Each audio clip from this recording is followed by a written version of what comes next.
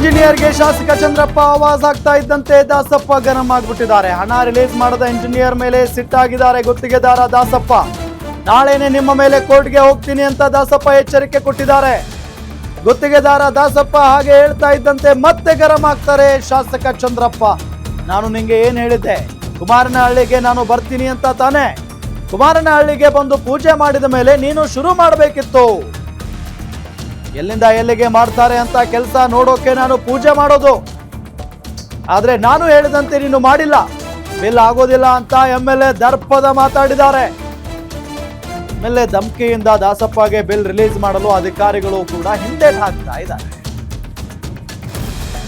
ಹೆಂಗಿದೆ ಪರಿಸ್ಥಿತಿ?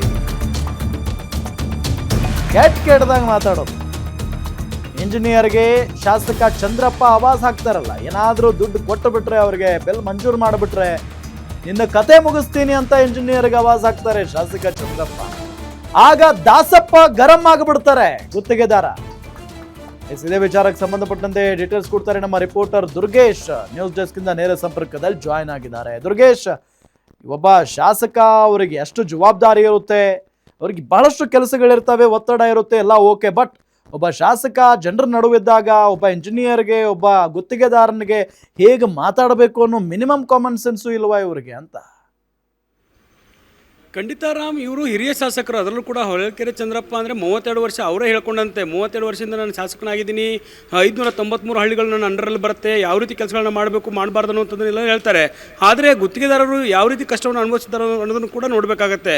ಪ್ರಮುಖವಾಗಿ ಈ ರಸ್ತೆ ಕಾಮಗಾರಿಯಲ್ಲಿ, ಅದರಲ್ಲೂ ಕೂಡ 3 ಕಿಲೋಮೀಟರ್ ರಸ್ತೆ ಕಾಮಗಾರಿ 44 ಲಕ್ಷ ರೂಪಾಯಿ ಇರುವಂಥ ಒಂದು ಬಿಲ್.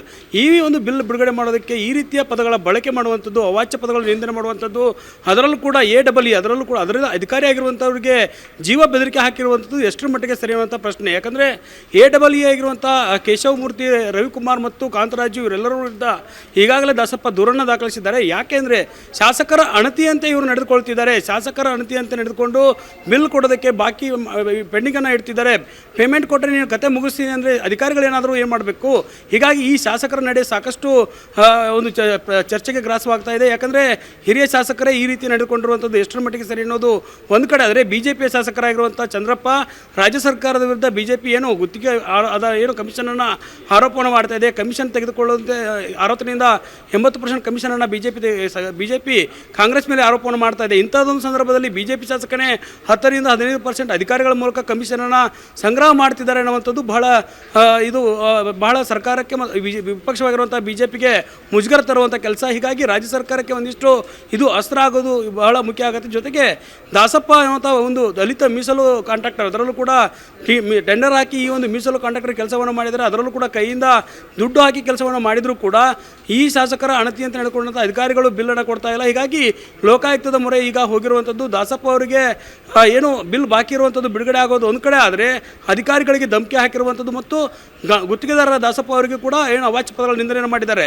ಹೀಗಾಗಿ ಈ ಒಂದು ಪ್ರಕರಣವನ್ನು ಲೋಕಾಯುಕ್ತ ಯಾವ ರೀತಿ ತೆಗೆದುಕೊಳ್ಳುತ್ತೆ ಮತ್ತು ಅಧಿಕಾರಿಗಳಿಗೆ ಧಮಕಿ ಹಾಕಿರುವಂಥದ್ದು ವಿಚಾರಕ್ಕೂ ಕೂಡ ಶಿಕ್ಷೆ ಆಗುತ್ತಾ, ಜೊತೆಗೆ ಏನು ಕಮಿಷನ್ ವಿಚಾರಕ್ಕೆ ಲೋಕಾಯುಕ್ತ ಯಾವ ರೀತಿ ಶಿಕ್ಷೆಯನ್ನು ಕೊಡುತ್ತೆ ಅನ್ನುವಂಥದ್ದು ಕೂಡ ಇಲ್ಲಿ ಮುಖ್ಯ ಆಗುತ್ತೆ. ಹೀಗಾಗಿ ದಾಸಪ್ಪ ಅವರ ನಡೆ ಯಾವ ರೀತಿ ಏನು ಶಾಸಕರ ಮೇಲೆ ಈಗ ಆರೋಪವನ್ನು ಮಾಡಿದ್ದಾರೆ, ಅಧಿಕಾರಿಗಳ ಮೇಲೆ ಕೇಸನ್ನು ದಾಖಲು ಮಾಡಿದ್ದಾರೆ. ಈ ಒಂದು ಪ್ರಕರಣವನ್ನು ಲೋಕಾಯುಕ್ತ ಯಾವ ರೀತಿ ತೆಗೆದುಕೊಂಡು ಹೋಗುತ್ತೆ ಅನ್ನೋದನ್ನು ಕಾದು ನೋಡಬೇಕಾಗತ್ತೆ. ತಕ್ಕ ಪಾಠವನ್ನು ಕಲಿಸುವಂಥ ಕೆಲಸವನ್ನು ಮಾಡಿ ಈ ರೀತಿಯ MLAಗಳು ಮಾಡುವಂಥ ದರ್ಪಕ್ಕೆ, ದಿಮಾಕಿನ ಮಾತುಗಳಿಗೆ, ದಾದಾಗಿರಿಗೆ ಒಂದು ಬ್ರೇಕ್ ಹಾಕುವಂಥ ಕೆಲಸವನ್ನು ಲೋಕಾಯುಕ್ತ ಮಾಡಲೇಬೇಕಾಗತ್ತೆ. ಗುತ್ತಿಗೆದಾರರು ಬಹಳ ಕಷ್ಟದಲ್ಲಿರ್ತಾರೆ, ಅಂಥವರ ಕೈ ಹಿಡಿಯುವಂಥ ಕೆಲಸವನ್ನು ಮಾಡುತ್ತಾ ಅನ್ನುವಂಥದ್ದನ್ನು ಕಾದು ನೋಡಬೇಕಾಗತ್ತೆ. ರಾಮ್, ಥ್ಯಾಂಕ್ ಯು ದುರ್ಗೇಶ್ ತಮ್ಮೆಲ್ಲ ಮಾಹಿತಿಗಾಗಿ.